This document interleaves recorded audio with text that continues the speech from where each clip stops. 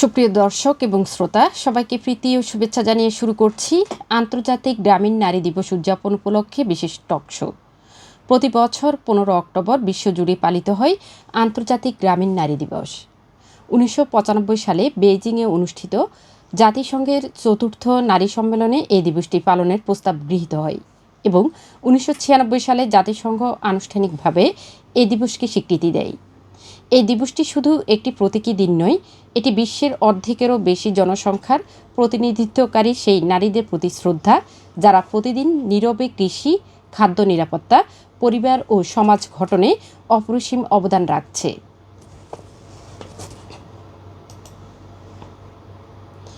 প্রিয় শ্রোতা, সে বিবেচনায় 1997 সালে ভোলাই কোস্ট ফাউন্ডেশন এই দিবসটি স্থানীয় পর্যায়ে পালনের উদ্যোগ গ্রহণ করে এবং 15 অক্টোবর ভোলা দ্বীপে দেশের প্রথমবারের মতো আন্তর্জাতিক গ্রামীণ নারী দিবস পালিত হয়।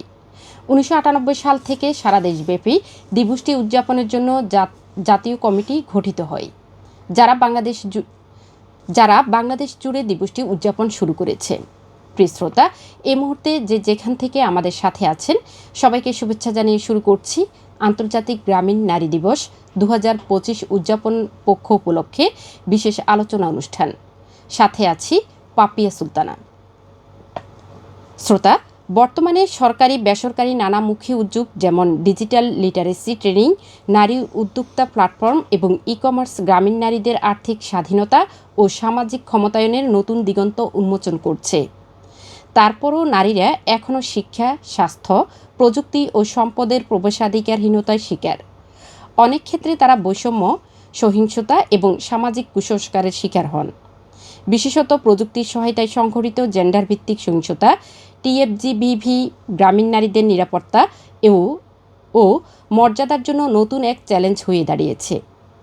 ডিসেম্বর 2024-এ ইউএনএফপিএ প্রকাশিত রিপোর্ট অনুযায়ী বাংলাদেশ শতকরা 89% নারী ও মেয়ে শিশু প্রযুক্তি ব্যবহার করে সহিংসতার শিকার হয়।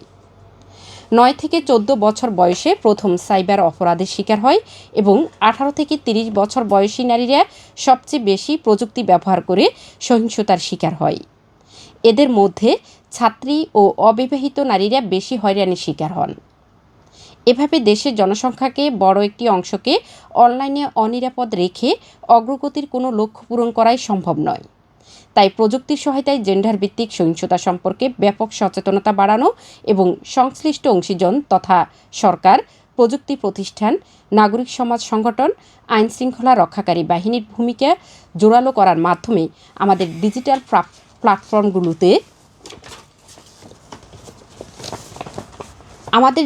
প্ল্যাটফর্মগুলোতে সকলের, বিশেষ গ্রামীণ নারীর জন্য নিরাপদ পরিবেশ তৈরি করা ভীষণভাবে জরুরি। আর তাই প্রযুক্তির সহায়তায় সংঘটিত জেন্ডার ভিত্তিক সহিংসতা এবং এটি প্রতিরোধ ও প্রশমনে আমাদের করণীয় সম্পর্কে জানতে হবে। সে বিবেচনায় এবছরের আন্তর্জাতিক গ্রামীণ নারী দিবসের প্রতিপাদ্য হল প্রযুক্তির সহায়তায় সংঘটিত জেন্ডার ভিত্তিক সহিংসতা, প্রতিরোধ, প্রশমন এবং করণীয়। এবছর দিবসটি ব্যাপক পরিসরে উদযাপনের লক্ষ্যে একদিনের পরিবর্তে পক্ষকালব্যাপী উদযাপিত হচ্ছে। শ্রোতা, আন্তর্জাতিক গ্রামীণ নারী দিবস উদযাপন পক্ষ উপলক্ষে আয়োজিত আজকের এই বিশেষ আলোচনা অনুষ্ঠানে আমাদের সাথে আছেন জনাব মোহাম্মদ সাদ্দাম হোসেন, অ্যাডভোকেট, নোয়াখালী জজ কোর্ট, হাতিয়া, এবং ভুক্তভোগী সাইবার অপরাধের শিকার একজন পুরুষ, তিনি হচ্ছেন সালমান মোহাম্মদ ফারাবি। সম্মানিত অতিথিবৃন্দ, আপনাদেরকে আজকের এই অনুষ্ঠানে স্বাগত জানাচ্ছি। ধন্যবাদ আপনাকে পাপিয়া, এবং এই মুহূর্তে আমাদের সাথে রেডিও সাগরদ্বীপের যে সকল দর্শক এবং শ্রোতা রয়েছেন তাদেরকেও আজকের প্রোগ্রামে আমরা স্বাগত জানাচ্ছি। ধন্যবাদ সম্মানিত উপস্থাপিকা এবং আমার সামনে যিনি বসে আছেন তিনাকে, এবং যারা আমাদের এই কথা শ্রবণ করছেন, হাতিয়ার সাধারণ মানুষ তথা প্রত্যন্ত অঞ্চলের বাংলাদেশের যেখান থেকে বসে আমাদের এই কথাগুলো শুনছেন তাদেরকে আমার পক্ষ থেকে, ব্যক্তিগত পক্ষ থেকে আন্তরিক সাধুবাদ জানাচ্ছি। জি, ধন্যবাদ সম্মানিত আলোচকবৃন্দ। শ্রোতা, প্রযুক্তির সহায়তায় সংঘটিত জেন্ডার ভিত্তিক সহিংসতা বা টিএফজিবিভি প্রতিরোধ ও প্রশমনের আগে এটা সম্পর্কে আমাদের জানা খুবই প্রয়োজন। জনাব সাদ্দাম হোসেন, অ্যাডভোকেট, নোয়াখালী জজ কোর্ট, হাতিয়া, আমি প্রথমেই আপনার কাছে চলে যাব। আপনার কাছে আসলে আমার প্রথম জানার ছিল প্রযুক্তির সহায়তায় সংঘটিত জেন্ডার ভিত্তিক সহিংসতা কী এবং কিভাবে সংঘটিত হয়, যদি এই বিষয়ে একটু হাতিয়া দ্বীপে যারা শ্রোতা রয়েছেন এবং এই মুহূর্তে যারা আমাদেরকে শুনছেন তাদের উদ্দেশ্যে বলতে। ধন্যবাদ আপনাকে আপনার সুন্দর কোশ্চেন করার জন্য। আসলে প্রযুক্তিভিত্তিক যে সহিংসতার কথা আপনি কোশ্চেন করেছেন, সেটা আসলে আমরা যারা মফস্বল এরিয়াতে যারা বসবাস করছি, আমরা আজকে যেখানে বসে কথা বলছি বা আলোচনা করছি, সেখানকার মানুষগুলো বিশেষ করে জেন্ডার ভিত্তিক যে বিষয়টা, জেন্ডার বলতে আমরা ফিমেলকে বেসিক্যালি বুঝাবো। তো এই সমস্ত বিষয়গুলোতে তারা অনেক বেশি অনভিজ্ঞ থাকেন, অনেকটা পিছিয়ে আছেন আমাদের এই অঞ্চলের মানুষগুলোর। তো সেক্ষেত্রে ডিজিটাল সহিংসতাটা হচ্ছে এমন একটা বিষয়, এমন একটা প্ল্যাটফর্ম যেটা ডিজিটাল মিডিয়া ব্যবহার করে অথবা প্রযুক্তি ব্যবহার করে মহিলাদেরকে হেনস্থা করা অথবা তাদেরকে টার্গেট করে যে ক্রিমিনাল অফেন্সগুলো করা হয়, সেটাকেই আমরা সংক্ষেপে বলতে পারি যে প্রযুক্তির সহায়তা জেন্ডার ভিত্তিক সহিংসতা। জি, ধন্যবাদ সম্মানিত আলোচক, আপনি তথ্যবহুল গুরুত্বপূর্ণ উত্তর দিয়েছেন। আমাদের শ্রোতা যারা এই মুহূর্তে আমাদেরকে শুনছেন তারা নিশ্চয়ই আপনার যে প্রশ্ন উত্তর দিয়েছেন সেটি শুনেছে। সম্মানিত আলোচক, আপনার কাছে আমার আর একটি বিষয় জানার ছিল, সেটি হচ্ছে যে বাংলাদেশে বর্তমানে কী ধরনের প্রযুক্তির সহায়তায় সংগঠিত জেন্ডার ভিত্তিক সহিংসতা সংগঠিত হচ্ছে? আসলে এখানে জেন্ডার ভিত্তিক অনেকগুলি সমস্যা এবং অপরাধ সংগঠিত হচ্ছে। যে বিষয়গুলো আমি ইতিপূর্বেই বলেছি, ছোট্ট করে বলেছিলাম যে আমাদের যারা এখানে আছে আমরা ডিজিটাল প্ল্যাটফর্ম ব্যবহারে অনেকটা পিছিয়ে আছি, যার কারণে মেয়েরা অনেক কিছুই জানে না। ফিমেল যারা আছেন বেসিক্যালি এই জায়গাটা বেশি সবচেয়ে ক্ষতিগ্রস্ত যারা হয় তারা হচ্ছে আমাদের মা বোন যারা আছে, যারা স্কুল পড়ুয়া স্টুডেন্ট যারা আছে বা যারা কলেজ পড়ুয়া স্টুডেন্ট যারা আছে মেয়েরা। এখন শুধুমাত্র স্কুল কলেজ বললেই ভুল হবে, আমার জানা মতো এখন প্রাইমারি স্কুলে যে স্টুডেন্টরা বিভিন্ন কারণে হয়তো মোবাইল ইউজ করেন, তারাও এইটার শিকার হচ্ছেন। প্রযুক্তির সহায়তায় যে সহিংসতাটা এটার শিকার হচ্ছেন। তো সেক্ষেত্রে আমরা যতটুকু জানি সেটা হচ্ছে সাইবার ট্র্যাকিংয়ের একটা শিকার হচ্ছে, তারপরে অনলাইনে হয়রানির একটা শিকার হচ্ছে, চিত্তভিত্তিক নির্যাতনের একটা শিকার হচ্ছে, ডক্সিংয়ের শিকার হচ্ছে, হ্যাকিংয়ের শিকার হচ্ছেন। তো স্টকিংটা হচ্ছে এরকম যে সোশ্যাল মিডিয়া বা ইমেল টেক্সট মেসেজের মাধ্যমে কোনো ব্যক্তিকে স্টক করা বা পিছু নেওয়া। দ্যাট মিনস হচ্ছে আমি তার পিছু নিচ্ছি, সে কী করছে, কোনো সুযোগ পাচ্ছে কিনা আমি তার ক্ষতি করার জন্য। ডক্সিংটা হচ্ছে এরকম যে ব্যক্তিগত তথ্যটা অনুমতি ছাড়া কাউকে সামাজিকভাবে হেয় প্রতিপন্ন করার জন্য অথবা তার শারীরিকভাবে টার্গেট করার জন্য সুযোগ তৈরি করা।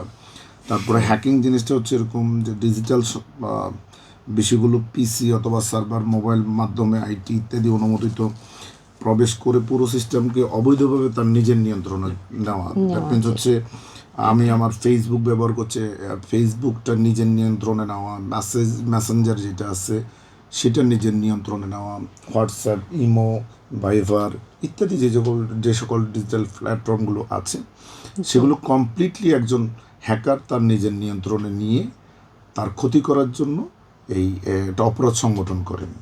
তারপরে পাশাপাশি আছে অনলাইনে হয়রানি, প্রযুক্তি ব্যবহার করে কাউকে হয়রানি করে হুমকি দেওয়া, টাকা চাওয়া অথবা তাকে অন্য কিছুতে বাধ্য করার জন্য, ফোর্স করার জন্য বলা। তারপর চিত্তভিত্তিক যে নির্যাতনটা, এটা আমাদের এই একদম মোস্ট ইম্পর্টেন্ট, যেটা এই মুহূর্তটাই আমাদের চিত্তভিত্তিক। চিত্ত মানে হচ্ছে পিকচার। দ্যাট মিনস আমরা কোনো ফেসবুকে অথবা অন্যান্য প্ল্যাটফর্মে যদি আমরা কোনো ছবি আপলোড করি, তো সেই ছবিটা কী করা হয় যে সেভ করে নিয়ে অন্য জায়গায় মানে এআইয়ের মাধ্যমে সেটাকে অন্যভাবে বিশ্লেষণ করা, অশ্লীল অঙ্গভঙ্গি দিয়ে সেখানে সাউন্ড ব্যবহার করা, ভিডিও অ্যাড করা। আপনি নিশ্চয়ই আমার সামনে যে আলোচক আছেন উনি আপনি উপস্থাপিকা যিনি আছেন তিনি বললেন যে উনি সাইবার ট্রাইব্যুনালের শিকার হয়েছেন। তো উনি নিশ্চয়ই আমার কথার সাথে একমত হবেন যে এর মাধ্যমে ভিডিও ব্যবহার করে, অডিও ব্যবহার করে এটাকে অন্যভাবে ব্যবহার করা, প্লাস পিকচারগুলোকে অশ্লীল অঙ্গভঙ্গি দিয়ে ব্যবহার করা, এইভাবে আসলে আমরা এই TFGB যেটা এটার শিকার হচ্ছে আর কি, সহিংসতাটার শিকার হচ্ছে। জি, ধন্যবাদ আপনাকে। জি, ধন্যবাদ সম্মানিত আলোচক। জনাব Mohammad Saddam Hossain, advocate, Noakhali George court, Hatiya. আপনার গুরুত্বপূর্ণ উত্তর আমরা শুনেছি। আমাদের শ্রোতা যারা আপনাকে শুনছেন এবং দর্শক যারা দেখছেন, আশা করি সবাই উত্তরটি পেয়েছেন। সম্মানিত আলোচক, আপনার কাছে আরও একটি প্রশ্ন ছিল।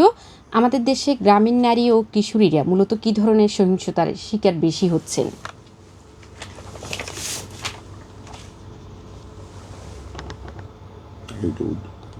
এটা না, আচ্ছা, শিকার হচ্ছেন সেখানে কি প্রভাব পড়ছেন? জি জি, আপনি আরেকটি কোশ্চেন করেছেন যে প্রভাবটা কি পড়ছেন বা কীভাবে এটার নেতিবাচক প্রভাবটা পড়ে। যখন কোনো নারী অথবা পুরুষ এই জি। এই এই তথ্যের ভিত্তিতে ভুক্তভোগী হচ্ছেন, তখন তারা যে প্রভাবগুলো তাদের মধ্যে পাওয়া যায় সেটা হচ্ছে তারা প্রথমত মানসিকভাবে একেবারে ভেঙে পড়েন, জি বিষণ্ণতায় ভোগেন, এবং তাদের মধ্যে যে আত্মবিশ্বাসটা আছে, কনফিডেন্স লেভেল যেটা আমরা বলি, তারা দিন দিন সেই কনফিডেন্স লেভেলটা লো হয়ে যায়। তারা নিজেদেরকে নিয়ন্ত্রণ করতে পারে না। নারীদের ক্ষেত্রে বিশেষ করে নারীদের একেবারে সবচেয়ে ইম্পর্টেন্ট যে জিনিসটা হচ্ছে তাদের একটা সম্মান। তারা সেই সম্মানে মানহানির একটা বিষয় থাকে। নারীরা মানহানির ভয়ে অনেক সময় আত্মহত্যা পর্যন্ত চলে যায়। যেমন মেয়েরা অনেক কিছু নিতে পারে না, সিম্পল কিছু হইলেও অনেক সময় মেয়েরা নিতে পারে না। আর এই সকল ক্ষেত্রে তো এটা মোস্ট ইম্পর্টেন্ট। একটা নারীর ক্ষেত্রে তার সবচেয়ে বড় যে বিষয়টা সেটা হচ্ছে ইজ্জত। তো সেখানে যদি সেটা নিয়ে কোনো কোশ্চেন অ্যারাইজ হয়, সেক্ষেত্রে তারা এই মানহানির ভয়ে তারা আত্মহত্যা পর্যন্ত চলে যায়। বাংলাদেশে অসংখ্য রেফারেন্স আছে, ইভেন দো আমাদের হাতিয়াতে এই অঞ্চলে অসংখ্য ভুরি ভুরি রেফারেন্স আছে যে মেয়েরা আত্মহত্যাতে চলে যায়। তারপরে পারিবারিকভাবে অনেক সময় পারিবারিকভাবে এই সকল বিষয় নিয়ে স্বামী স্ত্রীর মধ্যে কলহ সৃষ্টি হয়। স্বামী স্ত্রীর মধ্যে যখন কলহ সৃষ্টি হয় তখন সংসারটা বিচ্ছিন্ন হওয়ার পথে চলে যায়। তারপরে এই সকল কিছুর ভয়ে নারীরা রাস্তায় অথবা বিভিন্ন কাজে, ইভেন হসপিটালে তার চিকিৎসা ক্ষেত্রেও সে যাইতে ভয় পায়। তার ভিতরে একটা ভয় কাজ করে যে কি হয়ে যাচ্ছে। তারপরে স্টুডেন্ট যারা আছে তারা শিক্ষা প্রতিষ্ঠানে গেলে তার সহপাঠী যারা আছে তারা সেটা নিয়ে হেয় প্রতিপন্ন করে, শিক্ষকরা হেয় প্রতিপন্ন করে। তো এই সকল বিষয় তখন তার সাইকোলজি যেটা আছে সে সাইকোলজির অনুযায়ী সে সঠিক কাজটা করতে পারে না। সে বারবার ভুল করে, এই ভুল থেকে সে অনেক সময় মানসিকভাবে রোগী হয়ে যায় এবং কারোর সাথে কথা বলা বন্ধ করে দেয়। ঘরের দরজা জানলা সব কিছু নক করে একেবারে পাগল প্রায় অবস্থায় সে মোটামুটি বেঁচে থাকে।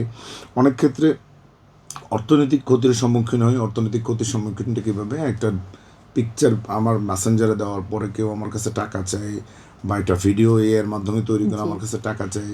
বিশেষ করে নারীদের ক্ষেত্রে এটা বেশি হয়। নারীরা তো আসলে অনেক কিছু প্রথমে বুঝে ওঠে না বা বুঝতে পারে না, তখন তারা যা চায় বাড়ি থেকে তার যা আছে। অনেক সময় আমি এমনও জানি যে অনেক মেয়েরা এই সকল ক্ষেত্রে তাদের নিজেদের গয়নাগাটি বিক্রি করে ওই যারা সহিংসতা করে বা এই সকল অপরাধ যারা করে বাঁচার জন্য তাদেরকে বিকাশের মাধ্যমে হোক বিভিন্ন মাধ্যমে পেমেন্ট করে। তারপর এই মাধ্যমগুলো আছে, এইভাবে আসলে তারা নিজেদেরকে বাঁচার চেষ্টা করে। তো এই প্রভাবগুলো আমাদের বেশি পড়ে। ধন্যবাদ সম্মানিত আলোচক, আপনি অনেক গুরুত্বপূর্ণ তথ্যবহুল উত্তর দিয়েছেন, অনেক গুরুত্বপূর্ণ কথা আমাদেরকে বলেছেন। আমরা আশা করি আমাদের শ্রোতা বা দর্শক যারা শুনছেন তারা এই আপনার যে মূল্যবান কথা বলেছেন এই কথা থেকে তারা অনেক কিছু শিখবে এবং ভবিষ্যতে অনেক সতর্ক হবে। শ্রোতা, আমরা সম্মানিত আলোচক আপনার কাছে আমরা আবার ফিরে আসব। তবে এই মুহূর্তে আমরা আমাদের উপস্থিত আলোচক আরেকজন রয়েছেন। শ্রোতা, আমাদের সাথে উপস্থিত আছেন জনাব সালমান মোহাম্মদ ফারাবী। তিনি ইতিমধ্যে প্রযুক্তির সহায়তায় সংঘটিত জেন্ডার ভিত্তিক সহিংসতার শিকার হয়েছেন এবং সে পরিস্থিতি মোকাবেলা করেছেন। তো জনাব সালমান মোহাম্মদ ফারাবী, আপনার কাছে আমি জানতে চাচ্ছি আপনি আসলে কী ধরনের সহিংসতার শিকার হয়েছিলেন? জি পাপিয়া, আপনাকে অসংখ্য ধন্যবাদ। এই মুহূর্তে যারা রেডিও সাগরদ্বীপের সাথে আছেন তাদেরকেও ধন্যবাদ জানাচ্ছি। আসলে প্রযুক্তির মাধ্যমে বর্তমানে আমরা ডিজিটাল যুগে বসবাস করছি। তো এই ডিজিটাল যুগে এসে আমাদের যে ডিজিটাল প্ল্যাটফর্মগুলো আছে, বিশেষ করে ফেসবুক, মেসেঞ্জার, ইনস্টাগ্রাম বা হচ্ছে হোয়াটসঅ্যাপ, ইমো, এগুলোতে আমরা সবাই মোটামুটি অ্যাক্টিভেট অনেক বেশি সময় ধরে থাকি। তো সেখানে আমরা বেশি সময় দিতে গিয়ে কিন্তু আমরা নানাভাবে কিন্তু নানা ধরনের প্রতারণা, ব্ল্যাকমেইল এবং সহিংসতার মতো ঘটনা কিন্তু আমাদের সাথে ঘটে থাকে। তো তেমনই একটা আসলে কর্মকাণ্ডের বা একটা পরিস্থিতি আমি মোকাবেলা করি। সেটি হচ্ছে গিয়ে আসলে আরও কয়েক বছর আগে একজন আমার অপরিচিত একজন বন্ধু, যেহেতু আমাদের ফেসবুকে যারা আমাদের সাথে অ্যাড আছে, স্বাভাবিকভাবে আমরা সাধারণত তাদেরকে আমরা ফেসবুক ফ্রেন্ড হিসেবে চিহ্নিত করি। সেক্ষেত্রে হচ্ছে গিয়ে হঠাৎ করে তিনি আমার মেসেঞ্জারে একটি মেসেজ পাঠিয়েছেন যে আপনি প্রতিনিয়ত ঘরে বসেই 3 থেকে 4 হাজার টাকা, মানে হচ্ছে 1 ঘন্টা বা 2 ঘন্টা সময় কাজ করে ইনকাম করতে পারবেন, একটা লিংক সাথে দেওয়া হয়েছিল। তো এটা আসলে যে কারো জন্য একটা লোভনীয় অফার কিন্তু হতে পারে, যে মাত্র 2 ঘন্টা বা 3 ঘন্টার মধ্যে আমি ঘরে বসে আমি একটু ইনক্লুড করি। তখন আসলে তোমরা যারা স্টুডেন্ট থাকো তাদের ইনকাম সোর্সের অনেক কিছুই আসলে পাওয়া যায় না, যারা একটু লুফে নেওয়া এটা অফার জাস্ট লাইক দ্যাট, তুমি এই কারণে হয়তো এরকম করতে পারো। হ্যাঁ, সেটাই। তো সেক্ষেত্রে আমি আসলে এত কিছু বিশ্লেষণ না করে বা কারো সাথে এটা নিয়ে কোনো পরামর্শ না করে, মানে হচ্ছে গিয়ে খুব লোভনীয় একটা অফার, এটা আমার জন্য মনে হয় দেওয়া হয়েছে, আমি ওই লিঙ্কটাতে ক্লিক করি। তো যেটা হলো, ওই লিঙ্কটাতে ক্লিক করার পরে আমি দেখলাম যে আমার আইডিটা হচ্ছে গিয়ে আমি আর লগ ইন করতে পারতেছি না একটা সময় পর। মানে হচ্ছে গিয়ে আমি কোনোভাবে আমি লগ ইন করতে পারতেছি না।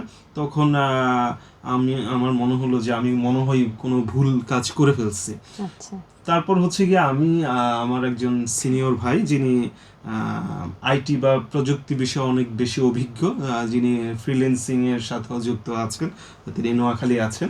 তো তিনি হচ্ছে গিয়ে বিভিন্ন জায়গায় প্রযুক্তি বিষয়ক অনেক সেমিনার বা হচ্ছে গিয়ে আমাদের উঠতি বয়সে যেসব স্টুডেন্ট আছে বা কিশোরী আছে, তাদেরকে প্রযুক্তি বিষয়ক নানা ধরনের পরামর্শ বা সহায়তা করে থাকেন। তো আমি ওনার শরণাপন্ন হয়ে ওনার সাথে ফোনে কথা বলি যে, ভাই হ্যাঁ, আমার মেসেঞ্জারে এরকম একটা মেসেজ এসেছিল, একটা লিঙ্ক ছিল, আমাকে বলা হয়েছিল যে আমি 2-3 ঘন্টা কাজ করে ঘরে বসে 3 থেকে 4 হাজার টাকা আর্ন করতে পারবো। তো আমি হচ্ছে গিয়ে ওই লিঙ্কটাতে আমি ক্লিক করি। তখন থেকে আমি আর আসলে আমার আইডিতে হচ্ছে গিয়ে লগ ইন করতে পারছি না। তো আসলে এটাই হচ্ছে এক ধরনের সাইবার ক্রাইম। মানে হচ্ছে গিয়ে সে হচ্ছে গিয়ে আমার আইডিটা নিয়ে যায় এবং হচ্ছে গিয়ে যদিও আমার সাথে কোনোভাবে যোগাযোগ করার চেষ্টা করে নাই।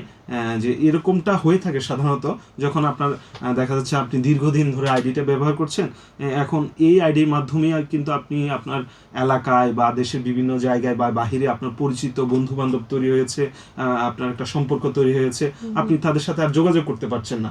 এই মানুষগুলো আপনার খুবই গুরুত্বপূর্ণ। আপনি চাইলে কিন্তু আবার এই মানুষগুলোকে আবার নতুন একটা আইডির মাধ্যমে খুঁজে পাওয়া আপনার জন্য টাফ হবে এবং তারাও একটা দ্বিধায় পড়ে যাবে যে আমি তো এইটা না। তো এই জায়গাটায় তোমার ফেসবুকটা নেওয়ার পরে বা মেসেঞ্জার নেওয়ার পরে তোমার অন্যান্য বন্ধু বান্ধব যারা আছে তাদেরকেও তো মেসেজ করে যে সেটা একটা ভয়ের একটা জায়গা। এই জায়গাটাতে আমরা আবার ফিরে আসবো। এটা হচ্ছে আপনার উপর একটা নেতিবাচক প্রভাব পড়েছে। এই বিষয়ে আসলে আমরা জানতে চাচ্ছি যে কি ধরনের নেতিবাচক প্রভাব আপনার উপর পড়েছে, যদি একজন নারী হতো তার ক্ষেত্রে কি হতো? জি, ধন্যবাদ। আসলে তো সেটা হচ্ছে গিয়ে যখন আমার আসলে এরকম একটা ঘটনা ঘটে যায়, তখন আমি আসলে মানসিকভাবে ভেঙে পড়ি যে আমার হচ্ছে গিয়ে আমার অ্যাকাউন্ট আমার নিয়ন্ত্রণে নেই। তো আমার এই অ্যাকাউন্টের মাধ্যমে যদি কোনো বাজে কোনো মেসেজ বা হচ্ছে গিয়ে কারো কাছে প্রেরণ করা হয় বা হচ্ছে কোনো প্রতিষ্ঠানে যদি আমার আইডির মাধ্যমে যদি কোনো একটা অকারেন্স তৈরি করা হয় বা সরকারের বিরুদ্ধে যদি কোনো বক্তব্য পোস্ট করা হয়, তাহলে তো আমি যে কোনো মামলা হামলার মধ্যে পড়ে যেতে পারি আসলে। তো তখন আসলে এটা আসলে ওই সময়টা যে মানে মানুষ একজন মানে ব্যক্তি কতটা ট্রমার মধ্যে দিয়ে যায়, হ্যাঁ, সেটা আসলে ভুক্তভোগী ছাড়া আসলে অন্য কেউ বুঝবে না। তো তখন ওনাকে জানার পর কিন্তু উনি আমাকে যথেষ্ট হেল্প করেছে। উনি আবার হচ্ছে আমার আইডিটা পুনরুদ্ধার করে দেয়। তো সেক্ষেত্রে একজন নারীর ক্ষেত্রে যদি এই ঘটনাটা ঘটে, তাহলে কিন্তু সেটা আরো মারাত্মক পর্যায়ে পৌঁছে যায়। আমরা সাধারণত হচ্ছে গিয়ে মানে নারীরা সাধারণত বিশেষ করে আমাদের অঞ্চলের কথা চিন্তা করলে তারা হচ্ছে গিয়ে আমাদের যেভাবে সবার সাথে একটা কানেক্টিভিটি থাকে, সবার সাথে যোগাযোগ থাকে, আমরা চাইলে যেভাবে অন্যের সাথে শেয়ার করতে পারি যে কোনো সমস্যা, তারা কিন্তু চাইলেই কিন্তু এটা পারে না। তারা অনেক কিছু চিন্তা করে যে আমি এটা বলবো, আমার পরিবার শুনলে কি ভাববে, আমার বন্ধু শুনলে কি ভাববে, যাকে বলবো সে এটাকে কিভাবে নিবে। সেক্ষেত্রে হচ্ছে গিয়ে তারা অনেক বেশি সমস্যার মধ্যে পড়ে, তারা মানসিকভাবে ভেঙে পড়ে, তারা হচ্ছে গিয়ে একেবারে লোনলি সময় পার করে, কারোর সাথে দেখা যাচ্ছে যে কথা বলতে চায় না। তারা যেসব নারীরা দেখা যাচ্ছে যে কর্মক্ষেত্রে নিয়ে যেতে আছে, তারা সেখানে মনোনিবেশ করতে পারে না, বা তাদের প্রোডাক্টিভিটি হচ্ছে কমে যায়। এবং হচ্ছে গিয়ে বিশেষ করে যখন তারা ব্ল্যাকমেলের শিকার হয়, সেক্ষেত্রে দেখা যায় যে তারা যে ভাইয়াও বলেছে যে আত্মহত্যার মতো কিন্তু পথও কিন্তু তারা বেছে নেয়। পরিস্থিতির এবং মোকাবেলাটা পরে বলি, মোকাবেলা কিভাবে করছে সেটা মোকাবেলাটা পরে। এবং তারা এটাও জানে না দেখা যাচ্ছে যে কোথায় গেলে তারা সমাধানটা পাবে। তো সেক্ষেত্রে আমি বলবো যে একজন পুরুষের তুলনায় একজন নারী সবচেয়ে বেশি সহিংসতাটা তো একটা ক্রাইম, আমাদের আইনের ভাষায় যেটা বলা হয় এটা ক্রাইম। এটা আসলে বর্তমান যুগে এটা খুব বিরাট প্রকোপ আকারে ধারণ করেছে এই ক্রাইমগুলো। তুমি যেটা বললা যে তোমার ক্ষেত্রে, মানে আমি যেহেতু পুরুষ, আমাদের ক্ষেত্রে বেসিক্যালি যেটা ঘটে, আমরা বিষয়টাকে ওভারকাম করতে পারি বা কিছুটা সময় পর ওভারকাম করতে পারি, কিন্তু একটা মেয়ে ওই ট্রমা থেকে বের হইতে অনেক সময় লাগে। আর এইটা থেকে কিন্তু অনেক বড় ধরনের দুর্ঘটনা ঘটে যায়। সেক্ষেত্রে মেয়েরা এইটার ভুক্তভোগীটা বেশি হয়। ধন্যবাদ সালমান মোহাম্মদ ফারাবী আপনাকে। প্রিয় শ্রোতা, আপনারা শুনছেন আন্তর্জাতিক গ্রামীণ নারী দিবস 2025 উদযাপন পক্ষ উপলক্ষে বিশেষ আলোচনা অনুষ্ঠানটি সম্প্রচারিত হচ্ছে বিএনএনআরসি কর্তৃক বাস্তবায়নাধীন strengthening resilience against technology facilitated gender based violence TFGBV and promoting digital development প্রকল্পের আওতায়। প্রকল্পটি নাগরিক সিভিক এঙ্গেজমেন্ট অ্যান্ড CEF কর্মসূচির অংশ। এটি বাস্তবায়নে কারিগরি সহায়তা দিয়েছে GFA কনসাল্টিং গ্রুপ এবং অর্থায়ন করেছে সুইজারল্যান্ড দূতাবাস ও গ্লোবাল অ্যাফেয়ার্স কানাডা GAC। শ্রোতা, আপনারা চাইলে আমাদের আজকের এই টক শোতে অংশগ্রহণ করতে পারেন। আপনারা চাইলে আমাদের সম্মানিত বিজ্ঞ আলোচক রয়েছেন, সম্মানিত আলোচক সাদ্দাম হোসেন, অ্যাডভোকেট নোয়াখালী জজকোর্ট হাতিয়া, এবং সালমান মোহাম্মদ ফারাবী, তিনি একজন ভুক্তভোগী সাইবার ক্রাইমের শিকার হয়েছেন। তো আপনারা চাইলে আপনাদের যে কোনো প্রশ্ন করতে পারেন 01316744888 এই নাম্বারে। আমাদের সম্মানিত আলোচকবৃন্দ রয়েছেন, আপনার প্রশ্নের উত্তর দিবেন। জনাব, আমরা আবারও সালমান মোহাম্মদ ফারাবী আপনার কাছেই ফিরে যাচ্ছি। আপনি আমাদেরকে একটু বলবেন TFGBVর শিকার হওয়ার পর আপনি কিভাবে সেই পরিস্থিতি মোকাবেলা করেছিলেন? জি, ধন্যবাদ আবারও পাপিয়া সুলতান, আপনাকে আবারও ধন্যবাদ জানাচ্ছি।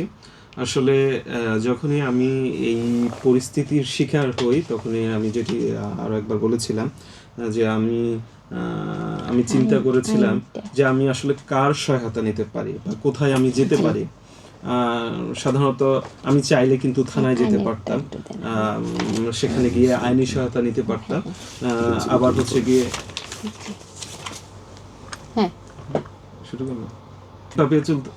পাপিয়া সুলতান, আপনাকে আবারও ধন্যবাদ জানাচ্ছি। ইতিমধ্যে আমি বলেছিলাম যে আমি এই পরিস্থিতির শিকার হওয়ার পর হচ্ছে আমি কি করেছিলাম। সাধারণত আমি চাইলে কিন্তু থানায় যেতে পারতাম, সেখানে আইনি সহায়তা নিতে পারতাম, এবং আমি চিন্তা করেছিলাম যে তার আগে আমি কিছু করতে পারি কি না। সেখানে তো একটা প্রসেসিংয়ের মধ্য দিয়ে আমাকে যেতে হবে, সময় লাগবে। সেক্ষেত্রে আমি খুঁজে দেখি আমার আইটি রিলেটেড বা হচ্ছে প্রযুক্তিগত জ্ঞান সম্পন্ন কোনো সিনিয়র বা হচ্ছে গিয়ে কেউ আছে কিনা যিনি আমাকে তাৎক্ষণিক একটা সমাধান দিতে পারেন। যেহেতু মুহূর্তের মধ্যে কিন্তু যখন আমার আইডিটা অন্যের নিয়ন্ত্রণে চলে যাবে, সেক্ষেত্রে তিনি চাইলে কিন্তু কয়েক সেকেন্ডের মধ্যেই কিন্তু অনেক খারাপ কিছু করে ফেলতে পারেন। তো সেক্ষেত্রে আমি দ্রুত হচ্ছে গিয়ে আমার এক বড় ভাই, তিনি হচ্ছে গিয়ে আইটি বা প্রযুক্তি বিষয়ক জ্ঞান সম্পন্ন, তিনি বিভিন্ন সেমিনার করে থাকেন, বিভিন্ন সভা করে থাকেন, প্রযুক্তি বিষয়ে বিভিন্ন পরামর্শ দিয়ে থাকেন। তো আমি তার শরণাপন্ন হই, তাকে আমি বিষয়টি জানাই যে আমার সাথে কি কি ঘটনা ঘটেছিল। তারপর তিনি আমার কিছু তথ্য নেন এবং সেই তথ্যের ভিত্তিতে হচ্ছে কিছু সময়ের মধ্যে আমার আইডিটা আবার হচ্ছে পুনরুদ্ধার করে দেন। তো সেক্ষেত্রে আমি যেটা বলবো যে আপনার যদি বিশ্বস্ত বা এরকম কোনো প্রযুক্তি বিষয়ক বিশেষজ্ঞ কেউ থাকে, তার সহায়তা আপনারা নিতে পারেন, এবং যদি তা না হয় তাহলে কিন্তু আপনারা থানায় এসে সেখানে পরামর্শ নিতে পারেন। ধন্যবাদ সালমান মোহাম্মদ ফারাবি আপনাকে আপনার গুরুত্বপূর্ণ উত্তরের জন্য। আমি এবারে আমাদের সম্মানিত আলোচক মোহাম্মদ সাদ্দাম হোসেন, অ্যাডভোকেট, নোয়াখালী জজ কোর্ট হাতিয়ে আপনার কাছেই ফিরে যাচ্ছি। জানতে চাচ্ছি টিএফজিবিভি প্রতিরোধ ও প্রশমনে দেশে কি কি আইন রয়েছে, এ ব্যাপারে যদি একটু বলেন। ধন্যবাদ। আসলে আইনগুলো যাওয়ার আগে আমি আরেকটু ডিপলি আলোচনা করতে চাই যে টিএফজি বিবি এটার শিকার হওয়ার পরে কিভাবে প্রতিরোধটা করা যায়, প্রশমনটা করা যায়, প্রতিক্রিয়াটা ব্যক্ত করা যায়। তো সেক্ষেত্রে প্রতিরোধের যে বিষয়টা আছে, আসলে প্রতিরোধটা অনেকটা যুদ্ধের মতো। এই যুদ্ধটা অনেকটা প্রতিবাদ করেই প্রতিরোধ করা যায়। তো এই প্রতিরোধের ক্ষেত্রে আমরা যে ব্যবস্থাগুলো করতে পারি সেটা হচ্ছে আমরা আমাদের আমি আগেই বলেছি যে এটার বেশি শিকার হচ্ছি আমরা যারা মহিলা, আমাদের মা বোন যারা আছে তারাই বেশি শিকার হচ্ছেন। তো সেক্ষেত্রে তাদেরকে ডিজিটাল প্রশিক্ষণের ব্যবস্থা করা যায়, তাদেরকে সাইবার নিরাপত্তা সম্পর্কে অধিক বেশি জ্ঞান দেওয়া যায় বা ইনস্ট্রাকশন দেওয়া যায়। এই কাজগুলো আমাদের এই ডিজিটাল প্ল্যাটফর্মে করা যাবে, বা এই কাজের বেশি একটা ছবি এভাবে আপলোড করতে হবে বা একটা মেসেজ এভাবে দিতে হবে। সিকিউরিটি তোমার অনেক বেশি লাগবে। তুমি যদি কোনো কিছু করতে চাও সেটা অবশ্যই জিমেইল ব্যবহার করবে, নর্মাল মোবাইল নাম্বার ব্যবহার করা যাবে না।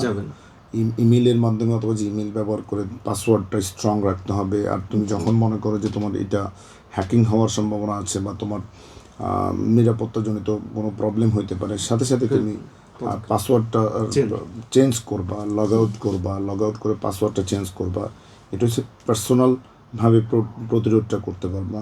আর পাশাপাশি যে যারা বিভিন্ন শিক্ষা প্রতিষ্ঠান, যে স্কুল, কলেজ, এইগুলোতে প্রশিক্ষণের ব্যবস্থা নেওয়া, এগুলো কীভাবে ব্যবহার করতে হবে বা কীভাবে নিরাপত্তা পাওয়া যাবে, এগুলো হচ্ছে ব্যবস্থা নেওয়া। আবার অনলাইনে এটাকে প্রচার করা, বেশি বেশি প্রচার করা। আজকে আমরা যেরকম কথা বলছি, এই মাধ্যমগুলোর মাধ্যমে কিন্তু এই যে সহিংসতাগুলো হচ্ছে, সহিংসতাগুলো থেকে কীভাবে উদ্ধার হওয়া যায়, পরিত্রাণ পাওয়া যায়, এই বিষয়গুলো মেসেজ আকারে বা বিভিন্নভাবে ছড়িয়ে ছিটিয়ে দেওয়া, যাতে করে একেবারে প্রত্যন্ত অঞ্চলের মানুষ যখন এই ইনফরমেশনগুলো পাবে বা এই তথ্যগুলো পাবে, তারা কিন্তু সজাগ হবে।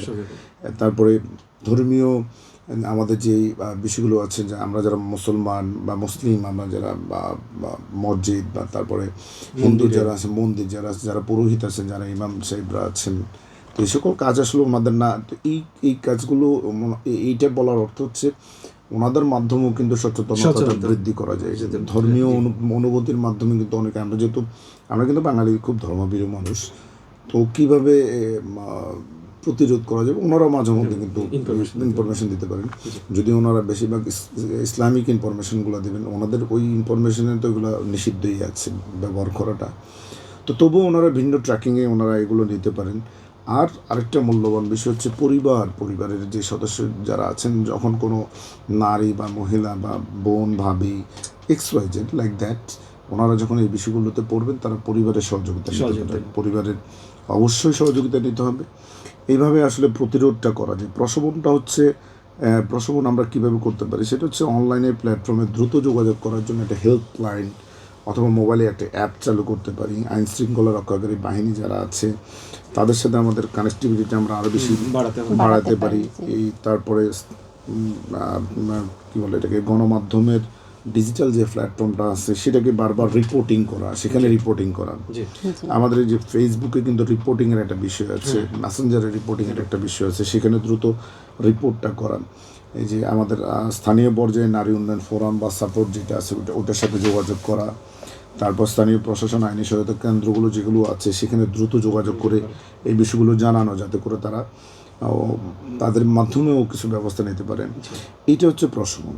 এর আগে বললাম প্রতিরোধ, এখন হচ্ছে প্রশমন, তারপর প্রতিক্রিয়াটা আসলে এগুলা লং একটা বিষয় প্রতিক্রিয়াটা। সংক্ষেপ যেটা, এই সকল ক্ষেত্রে যদি কেউ যদি ভুক্তভোগী হয় তাহলে নিরাপদ এবং নারী বান্ধব রিপোর্টিংয়ের একটা ব্যবস্থা করা, সামাজিকভাবে একটা কাউন্সেলিং করা,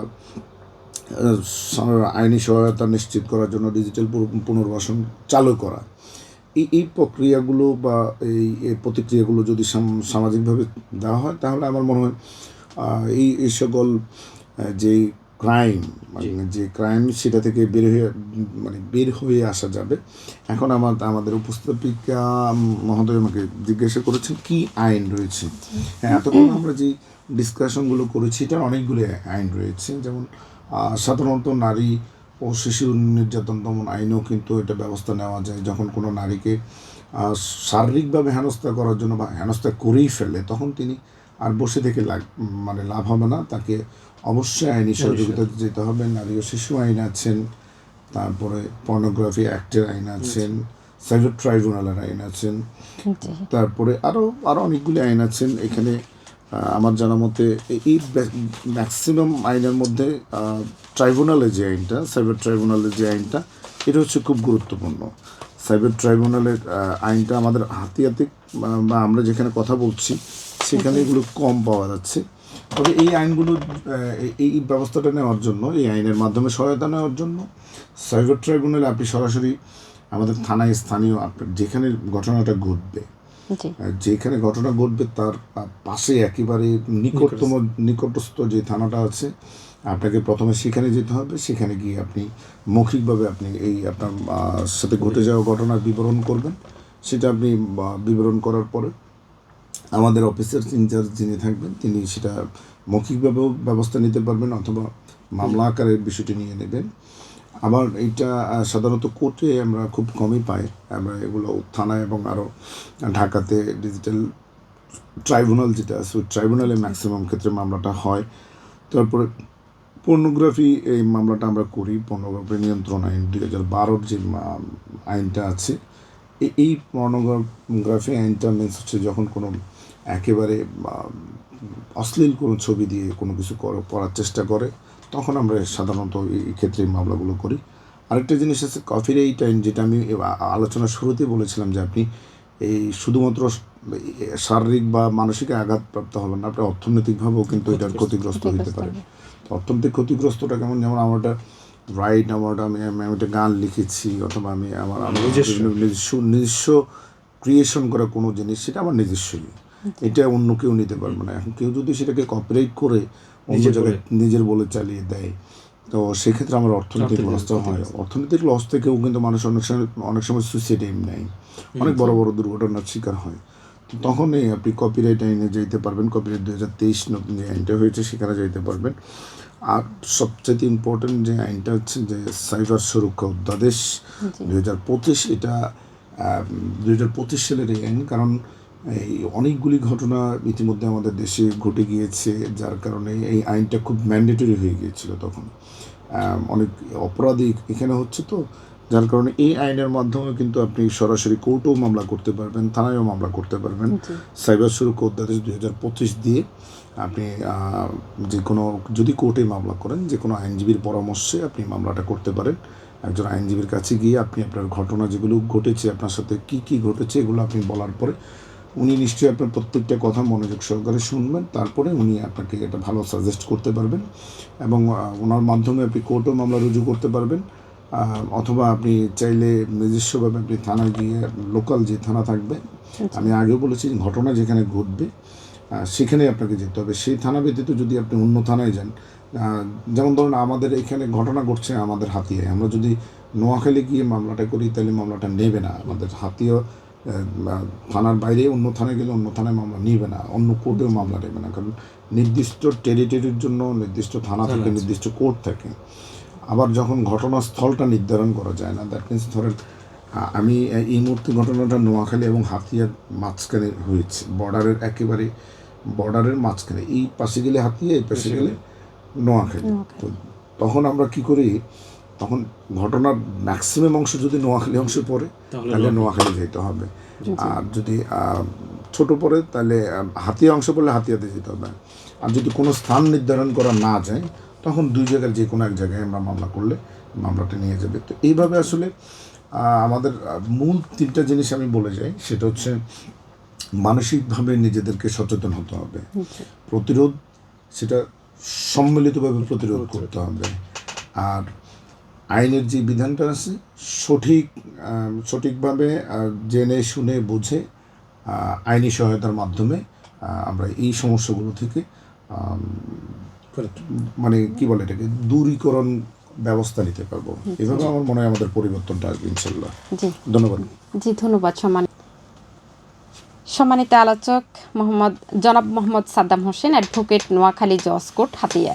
অনেক গুরুত্বপূর্ণ এবং তথ্যবহুল উত্তর উনি দিয়েছেন।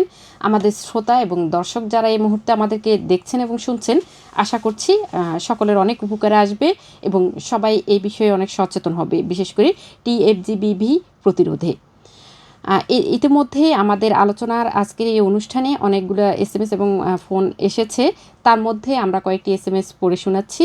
সীমা সোনাদিয়া থেকে তিনি জানতে চেয়েছেন, কোনো মেয়ে যদি ফেসবুকে কোনো সহিংসতার শিকার হয়ে থাকে সেক্ষেত্রে ভুক্তভোগীর কী করণীয় আছে, কার কাছে গিয়ে সহযোগিতা চাইতে পারে?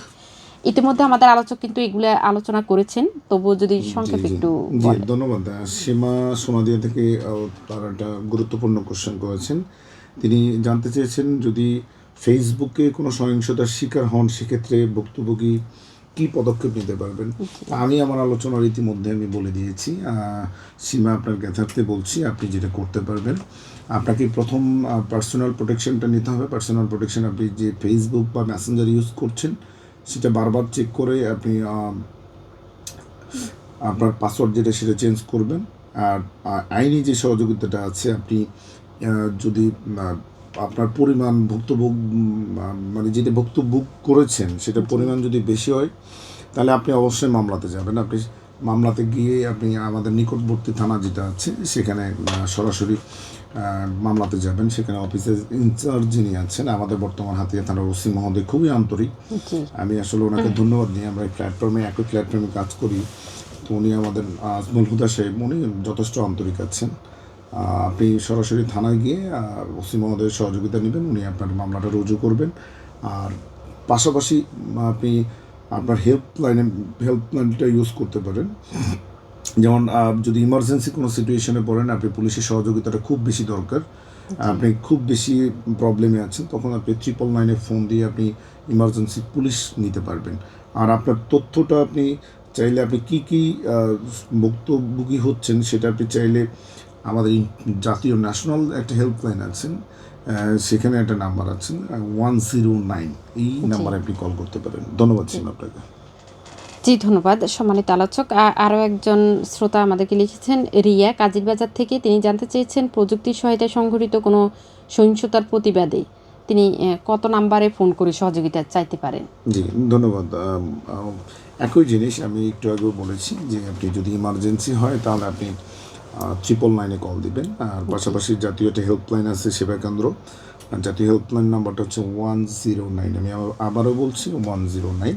এখানে আপনি করতে পারেন, হেল্প চাইতে পারেন। আবার আপনি অভিযোগও দিতে পারেন, যেমন সাইবার অপরাধের অভিযোগের পদ যেটা আছে সেখানে সাইবার হেল্পলাইন একটা নাম্বার আছে। আপনি চাইলে সেই নাম্বারে সরাসরি যোগাযোগ করে আপনার এই সহিংসতার বিষয় অবগত করলেই ওনারা আপনারা একটা ব্যবস্থা গ্রহণ করতে পারবেন। তো সেক্ষেত্রে আপনি যে নাম্বারটাতে কল করে আপনার ইনফরমেশনগুলো দিবেন অথবা অভিযোগ জানাবেন ব্যবস্থা গ্রহণের জন্য, সেই নাম্বারটা আমি আবারও বলে দিচ্ছি আপনাদেরকে। Cyber helpline number 0132000088। নাম্বারটা একটু বড়, আমি আবারও বলে দিচ্ছি 0132 4টা 0 তারপরে 888 মানে 3টা 8, এই নাম্বারে কল করে আপনি সহযোগিতা পেতে পারেন। ধন্যবাদ। জি ধন্যবাদ সম্মানিত আলোচক। আমরা অনুষ্ঠানের প্রায় শেষের দিকে চলে এসেছি।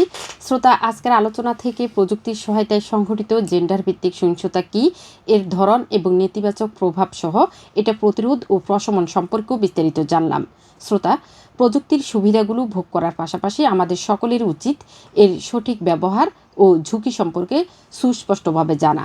এছাড়া টিএফজি-বিভি প্রতিরোধে সামাজিক আন্দোলন গড়ে তোলা, পাশাপাশি নারীর প্রতি দৃষ্টিভঙ্গি বদলানোর প্রয়োজন। এক্ষেত্রে পরিবারকেও এগিয়ে আসতে হবে। শ্রোতা, আমরা অনুষ্ঠানের একেবারে শেষের দিকে চলে এসেছি, তবে আমরা যাওয়ার আগে একটি আমাদের কুইজ রয়েছে। শ্রোতা, অনুষ্ঠানের পর্যায়ে আপনাদের জন্য রয়েছে একটি কুইজ। আমরা আজকের কুইজ হচ্ছে police cyber support for women এর হটলাইন নাম্বার কোনটি?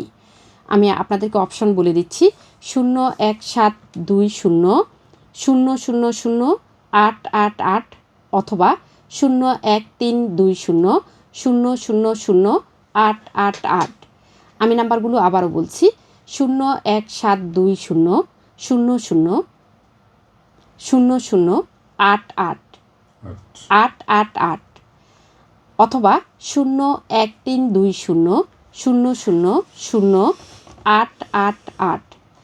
শ্রোতা, সঠিক উত্তরদাতাদের মধ্য থেকে লটারির মাধ্যমে একজনের জন্য রয়েছে আকর্ষণীয় পুরস্কার। তাই আর দেরি না করে উত্তর পাঠানোর জন্য যোগ দিন আমাদের ফেসবুক পেজে। আর যারা SMS করতে চান তারা মোবাইল মেসেজ অপশনে গিয়ে টাইপ করুন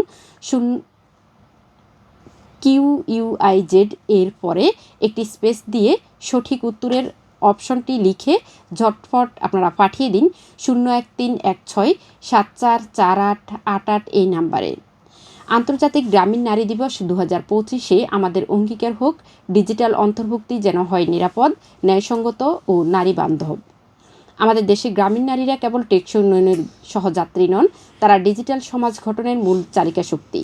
তাই প্রযুক্তির প্রতিটি ধাপে তাদের সুরক্ষা, মর্যাদা ও অংশগ্রহণ নিশ্চিত করাই হবে সত্যিকারের শ্রদ্ধা এ দিবসের প্রতি এবং নারীর প্রতি। সকলে ভালো থাকুন, সুস্থ থাকুন, আর রেডিও সাগরদ্বীপ 99.2 FM এর সাথে থাকুন। আমাদের সম্মানিত আলোচকদেরকেও আজকের এই অনুষ্ঠানে ধন্যবাদ জানাচ্ছি। ধন্যবাদ আপনাকে। আপনার সুন্দর উপস্থাপনায় নিশ্চয়ই ইতিমধ্যে আমাদের যারা শ্রোতা রয়েছেন, এই রেডিও FM-এর যারা শ্রোতা রয়েছেন তারা শুনেছেন, আমাদের আলোচনা শুনেছেন। যারা তাদেরকেও ধন্যবাদ জানাচ্ছি যে এত কষ্ট করে আমাদের এই আলোচনা শুনেছেন। নিশ্চয়ই এই আলোচনায় আপনাদের কিছুটা হলেও উপকারে আসবেন বলেই আমরা আজকের এই আলোচনায় আমরা উপস্থিত হয়েছি। তো সবাইকে আমি অ্যাডভোকেট সাদ্দাম হোসেন সবাইকে আন্তরিকভাবে ধন্যবাদ এবং সকলের সুস্বাস্থ্য এবং দীর্ঘায়ু কামনা করে আজকের মতো বিদায় নিচ্ছি। সবাই ভালো থাকবেন, সুস্থ থাকবেন। আসসালামু আলাইকুম। জি, ধন্যবাদ সম্মানিত আলোচকবৃন্দ। প্রিয় শ্রোতা, অনুষ্ঠানটি সম্প্রচারিত হলো BNNRC কর্তৃক বাস্তবায়নাধীন strengthening resilience against technology facilitated gender based violence TFG-BV and promoting digital development প্রকল্পের আওতায়। প্রকল্পটি নাগরিকতা, civic engagement and fund CEF কর্মসূচির অংশ। এটি বাস্তবায়নে কারিগরি সহায়তা দিয়েছে GFA কনসাল্টিং গ্রুপ এবং অর্থায়ন করেছে সুইজারল্যান্ড দূতাবাস ও গ্লোবাল অ্যাফেয়ার্স কানাডা GAC। ধন্যবাদ সবাইকে।